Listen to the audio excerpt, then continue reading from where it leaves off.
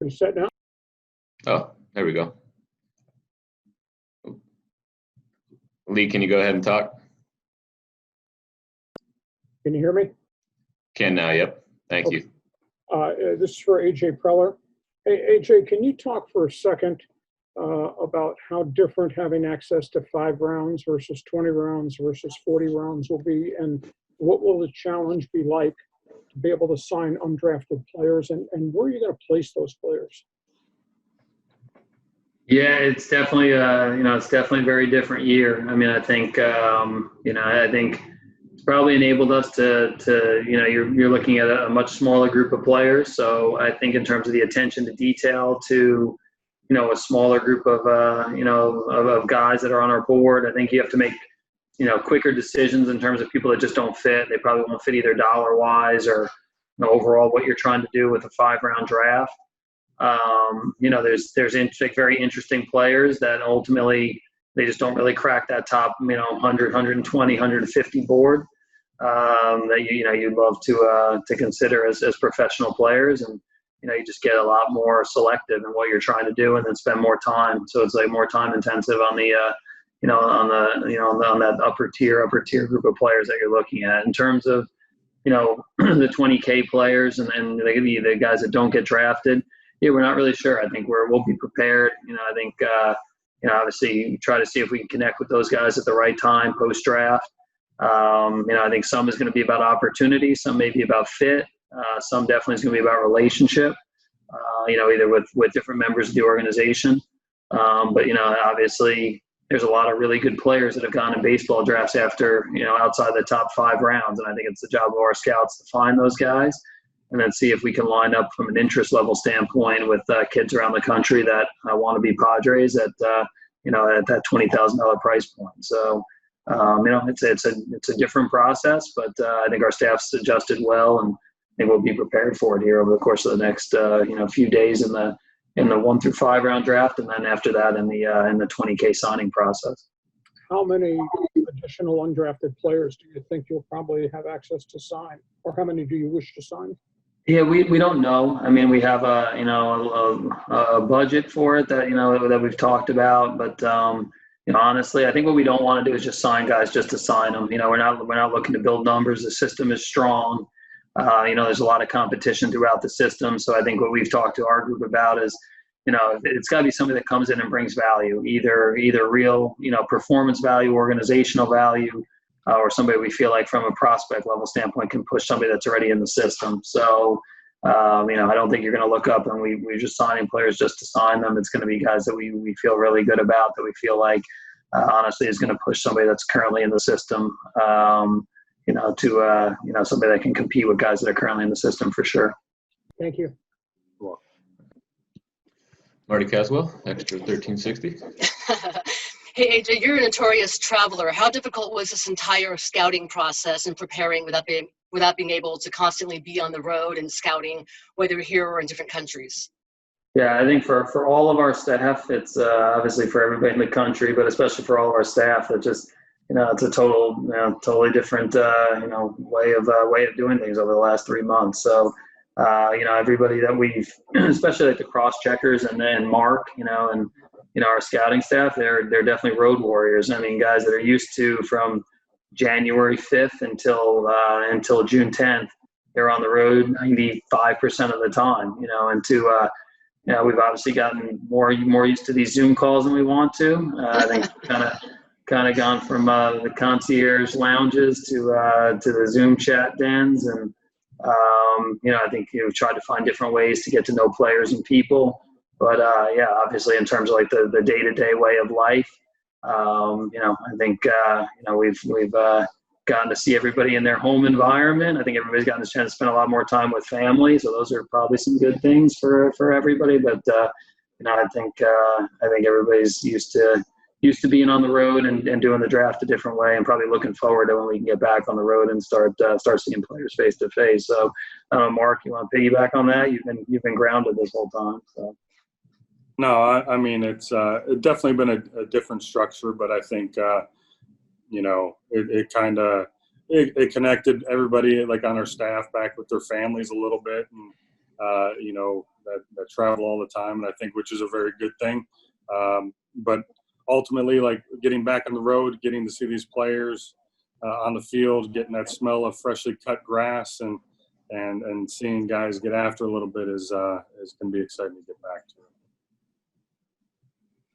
All right, we'll go Dennis Lynn. Yeah, this question's for Mark. Kind of going off that, what do you expect the actual experience of running a virtual draft room tomorrow to be like? Have you done test runs just to make sure there won't be hiccups, or do you expect hiccups along the way? I mean, we don't expect hiccups, but we're preparing for them. You know, I mean, we always plan for situations to come to arise. No, like we've done a lot of Zoom calls and meetings with our staff, you know, throughout this time that we've been away and not been able to be on the road. So, like, I mean, we have done all these meetings. We got numerous different forms of communication where we can reach out and connect with everybody. So, I think we're well prepared. You know, and honestly, I think you know, I think we'll be fine with it. It's just it's better to be in person and be able to talk and get the constant, easy dialogue that you have, and the body language and the little banter between people. Sometimes on the Zoom, there's little pauses here and there that change that dynamic a little bit, but we'll be fine getting through this. All right, we'll go to Jeff Sanders. Yeah, kind of piggybacking on that, this one's for AJ. Did you watch the NFL draft? And what are the logistics that are going to go into you being on camera and being the person that's on camera? What's going to happen with that for you? Yeah, I can't wait for that part of the draft. That's probably the most excited I am about the draft. No, I did watch the NFL draft. I think I actually talked to a few different GMs in the NFL, kind of getting their takeaways from, you know, the whole process, and you know, obviously the scouting process without, you know, without having the ability to go do, you know, some of these face-to-face things, tryouts, workouts, games, et cetera. And then obviously we talked about with some people from the NFL, just how the actual draft played out with their staff. You know, different sports though, and different, you know, just overall some different mechanics. So, you know, in the NFL draft, they've got trades of picks. So you have your pro staff on the line. They had like three different Zoom channels, a lot of different teams going on at the same time. I think for us, like, you know, we have not had our area scouts in the room over the last 4 years or so. So that part's not really much different. Those guys are in their home areas on the line with different draft prospects, ready to, you know, to either get on the phone or, you know, in the past, go face-to-face if needed. You know, I think the one difference is instead of having the draft room, we'll be on the Zoom chats, but we've had plenty of practice over the course of the last, you know, 2 months with our cross-check group and our regional group. And that group will be on the call, just having debates and enjoying the draft and, you know, getting ready for the pick. But in the NFL, you've got the trade component, so I think that's a little bit different, honestly. Where will you be drafting from personally? And did you have a specific room set up and any equipment that had to, you know, to spruce it up or anything like that? I tried to get to Kingsbury's house or whatever. That's where I wanted to take it from, but we never lined that up. So I'll be at Petco actually, because the internet at the home is a little hit or miss. So we've already had a couple of issues getting on the home internet. So I'll be at Petco. You know, we'll have a couple people here that will be spread out in different areas of the stadium, and you know, just making sure we don't have any technical difficulties. And if so, we've got IT here that can help us out. Great, thanks. Lee, the question was on the potential, like the 50-man roster, or the kind of the taxi squad deal that's been rumored. What was the? Yeah, the question: how many total minor leaguers do you have under contract? And when if you have 50 in spring training and the rumblings of a 50-man Arizona Fall League expansion, where do the rest of those players wind up going if there's no minor league baseball? What happens to development? Yeah, no, I think it's all up in the air right now in terms of this season. So in terms of the minor league question for down the road, there's going to be minor league baseball. You know, I get the sense that it's not going to be that much different looking than what we currently know. I think there's been talk about eliminating an affiliate or an affiliate, you know, throughout, like one per organization. But, you know, everybody understands the development process in baseball. No players are going directly to the big leagues. I don't think that part of it is, at least in the foreseeable future, is going to be a lot different. I think in terms of, what we do here over the course of the next few months, I think all that's to be determined, and kind of waiting to see what the rules end up being in terms of how many players are allowed to come to, they get an agreement, and how many players come to a second spring training, how many players are able to participate this year, either at the major league level or in some kind of second team affiliate that potentially could supplement your big league club. And then, how many prospects you want to include in those kind of listings.